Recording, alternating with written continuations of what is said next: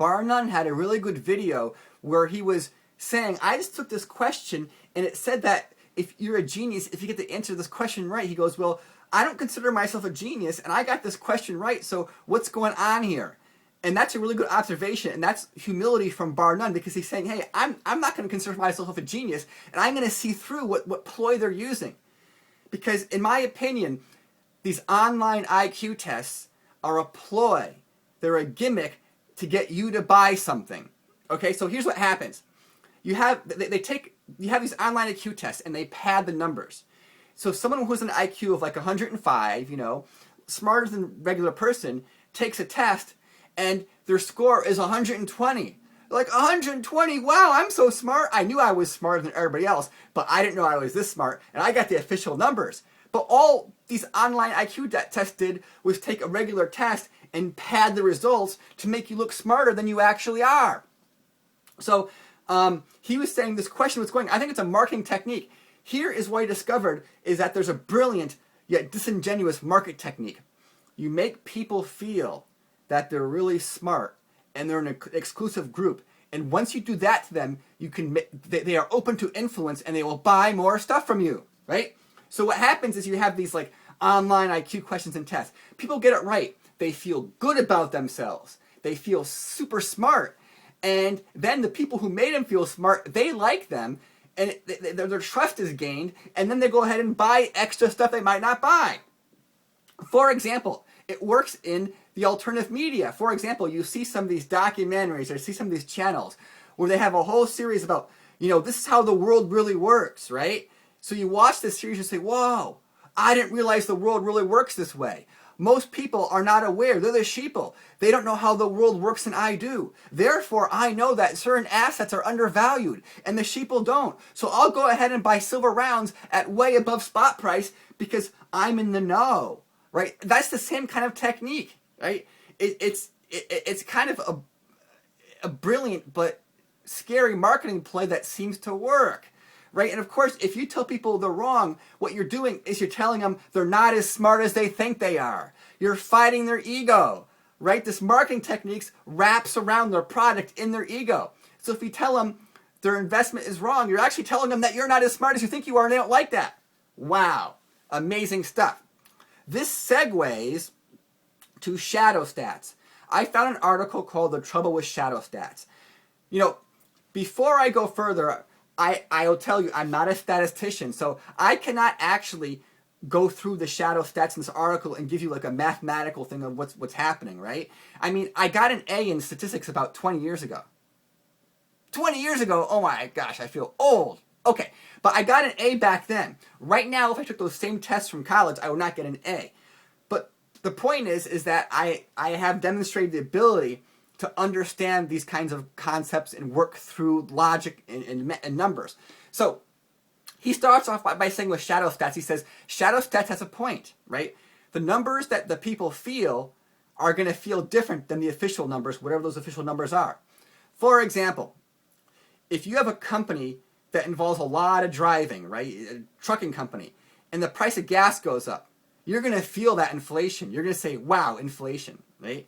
However, if you have a real estate business, right, and all of a sudden the prices of everything is cut in half, you're feeling massive deflation, right? So one person feels inflation, one person feels deflation. When it comes to unemployment, right, what you're feeling is pretty much 100% or 0%, or if you're working part-time, 50%, right? So each person's experience with inflation, it's like you can't have you as a person can't have a collective experience with inflation, because with unemployment, because there's only one of you. Okay, so going back to these numbers, right? When they say there's only 2% inflation a year or something like that, right? The official numbers. And it's like, if you and everybody else on YouTube says, wait, we're experiencing more than 2%. Well, if most of the wealth is held by a small percent of the population, it is possible for the majority of humans on the planet to experience inflation, in the minority to have deflation. Yet as a whole, when you add up all the assets and prices and whatnot, there's deflation. Because if the wealthy own the majority of stuff and the wealthy feel deflation, and you add up and average these numbers, there might not really be an inflation. Does that make sense? I think it does. You guys are super smart. You got the IQs of super high, so you could understand that. Okay, so that was his observation. He goes, yes, we buy that premise, and I buy that premise. I think that's true.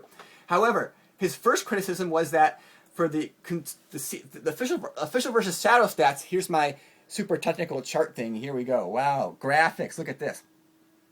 His criticism was that on the shadow stats number, where's my silver spoon, right? Because I'm actually on a global scale one of the quote wealthy, just because of, you know, the lifestyle we have, whatever, in America.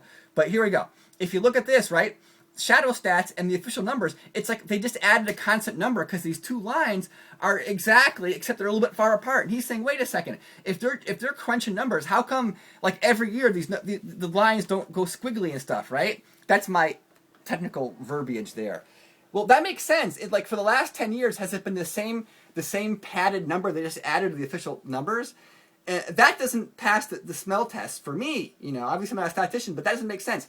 So he went to this research project at MIT who tried to figure out what is the real CPI numbers. And so as you see here, with these numbers, is what's happening is they're not parallel, right? The numbers. They kind of merge. This looks like there was actually some real number crunching. Now, I can't tell you if the accuracy of numbers, but this passes more of a smell test because sometimes they're the same, sometimes one's higher, sometimes one's lower. And you can say, in general, one is being over or underestimated. When you have the two lines are the same, except that there's a difference between them, that kind of seems I don't know. That doesn't feel a little fishy. So in the comments here, people say, I'm a statistician and I'm debunking shadow stats. It's nonsense. I can't give you that criticism. Maybe someone from Shadow Stats could have a debate with a statistician.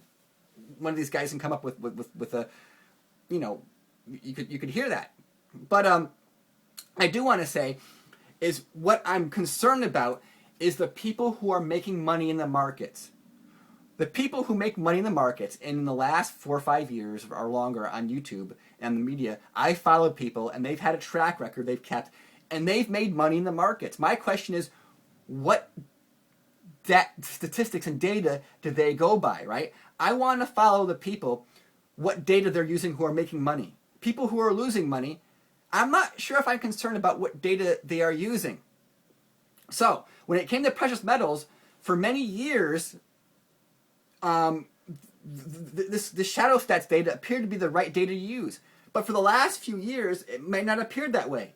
And of course, you know, bullion dealers and people selling newsletters, they love the shadow stats by saying, aha, the numbers are worse than you think. Aha, the inflation is higher than you think. Aha, come subscribe to me. Of course, if you have a doomer outlook, you say, aha, things are worse than you see, so the doom is even worse. You know, the doom could be worse. The prices could be higher. It's just that, you know, look through a microscope more about what these things are. So I'm going to leave you off with one final point, and this is made by someone who actually I don't want to quote, and someone who think is wrong. He said, "Well, how much does Shadow Stats charge 6 years ago, and how much does Shadow Stats charge now? They have the same subscription price." So if there really is more inflation than they're saying, then how come the Shadow Stats subscription price hasn't gone up? That was what Paul Krugman said, so I apologize for using the name, but that was a good zinger he had. So he had a good zinger, but maybe the guy's just zingers. I don't know. Thanks for watching, and I hope you learned something.